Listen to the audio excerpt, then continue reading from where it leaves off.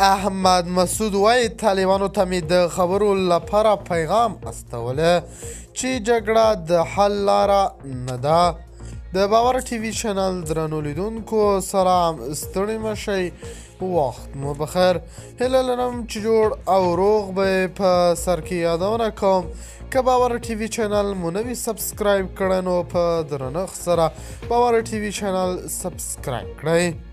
د جبهه مقاومت ډلې مشر احمد مسعود وایي طالبانو ته یې پیغام استولی او ترې غوښتي دي چې جګړه د یو بل له منځه وړل او له پامه غورځول د حل لاره نه ده.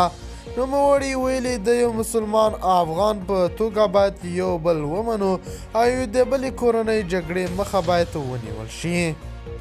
ښاغلي احمد مسعود دا څرګندونې له بي بي سي سره په یو ځانګړې مرکه کې کړي دي او ویلي دي چې جګړه نه غواړي او له طالبانو هم ورته تمه لري. دی وایي زه غواړم طالبانو ته ووایم چې موږ دوی په جګړه له منځه نه شو وړلی. یو ځل مو دا کار وکړ خو دوی بیرته راغلل.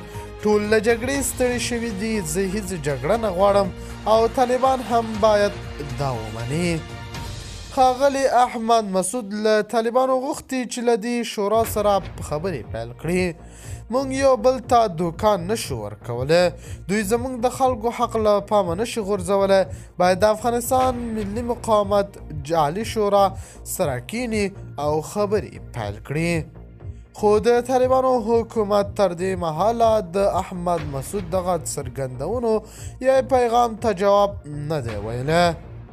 د باور ټي وي چینل درنو لیدونکو دا و زموږ ته دې مهال چمتو کړی خبر. که غواړئ د نورو تازه خبرونو څخه خبر شئ باور ټي وي چینل په درنښت سره سبسکرایب کړئ. الله په امان، تر بیا ښې چارې.